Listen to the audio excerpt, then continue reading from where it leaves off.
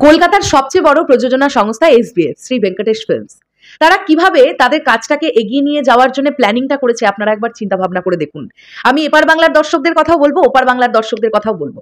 Recent টাইমে যদি আমরা লক্ষ্য করি, এসবিএফ কোনো সেই অর্থে কলকাতায় বড় বাজেটের ফিল্ম করে না। তারা কি ধরনের ফিল্ম করছে বলুন তো? তারা ফ্যামিলি ড্রামা করছে ছোট ছোট করে, আর না হলে গোয়েন্দা গল্প করছে। এই ধরনের কাজ তারা করছে, কেননা তারা জানে সেখান থেকে তারা সেফ। আর যদি তারা একটা 2 কোটি টাকা দিয়ে একটা গোয়েন্দা গল্প তৈরি করে, বাঙালি অডিয়েন্স সেই গোয়েন্দা গল্প দেখতে যাচ্ছে এবং সেখান থেকে বক্স অফিস কালেকশন হয়তো 4 কোটি টাকা উঠে আসছে বা 3 কোটি টাকা উঠে আসছে, তারা সেখান থেকে সাকসেসফুল। একটা বছরে একটা প্রযোজনা সংস্থার সব সিনেমা সাকসেসফুল হতে পারে না, তেমন এসবিএফ এরও হয়তো নেই। কিন্তু যদি আমরা সেভাবে হিসেব করে দেখি, এসবিএফ এর অনেক প্রজেক্ট কিন্তু সাকসেসফুলও আছে।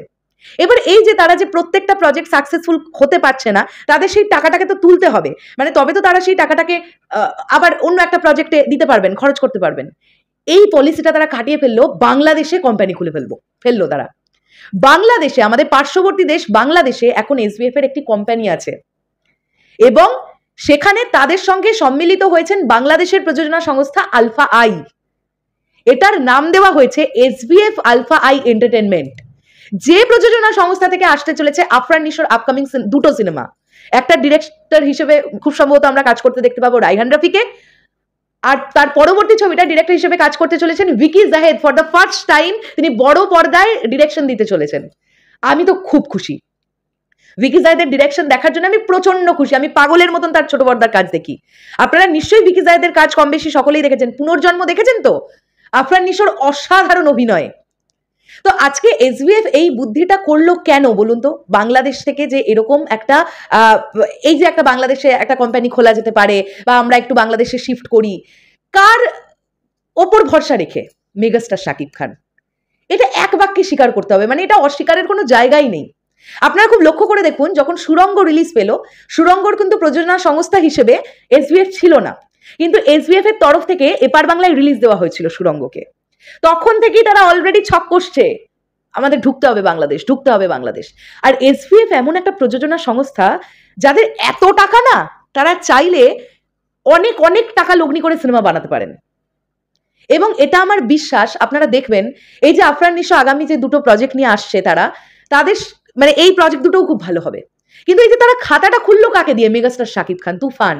তারা জানে তারা যে লগ্নিটা করেছে না, সেই লগ্নিটা কেবলমাত্র বাংলাদেশ থেকেই উঠে চলে আসবে, বাদ বাকি তো জায়গা ছেড়েই দিলাম। কিভাবে তারা রিলিজের প্ল্যানিং করছেন জানি না, তবে এবার বাংলায় তো রিলিজ হবেই ডেফিনেটলি। এসবিএফ আছে বলেই হবে, অবশ্যই হবে, আমরা চাই হোক।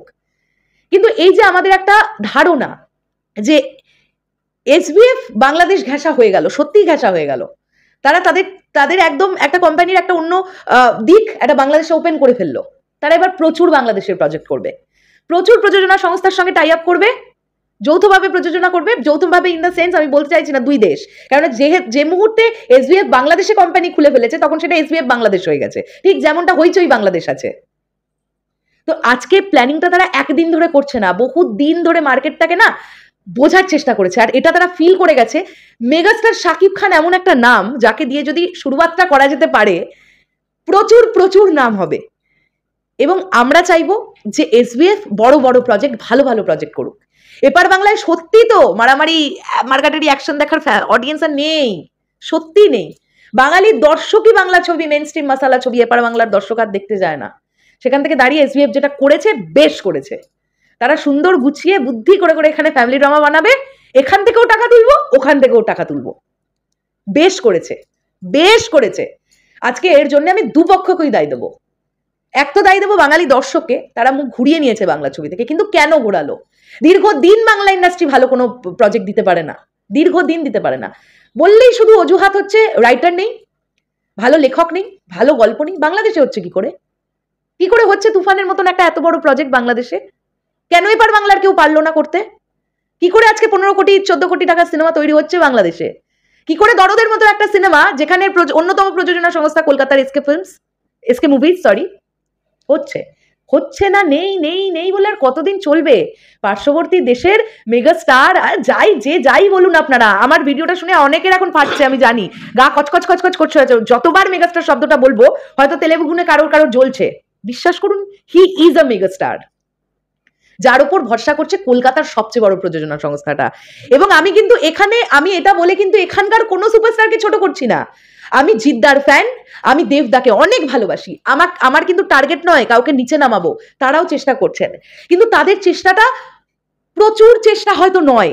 যেভাবে বাংলাদেশের মতন একটা আমাদের পার্শ্ববর্তী ছোট্ট দেশ, আমাদের ইন্ডিয়ার থেকে আয়তনে অনেক ছোট একটা দেশ, তারা চিন্তা ভাবনা করে টাই আপ করে করে ফেলতে পারছে, আমরা সেখানে দিনকে দিন পিছিয়ে যাচ্ছে। কলকাতা ইন্ডাস্ট্রি দিন দিন পিছিয়ে যাচ্ছে। আজকের পরে আমার তো যথেষ্ট সন্দেহ আছে যে এরপরে কোনো নতুন প্রযোজনা সংস্থা সত্যি আর অ্যাকশন ফিল্মে এপার বাংলায় কাউকে প্রডিউস করবে কিনা, নেই, সত্যিই নেই। কেউ বিশ্বাসই করতে পারছে না, চাইছেও না হয়তো।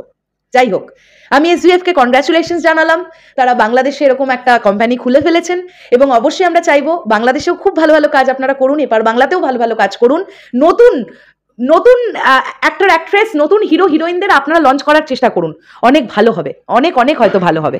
যাই হোক, শেষ করলাম ভিডিওটা, দেখা হচ্ছে আবার খুব শিগগিরই। তাহলে এখনের জন্য টাটা।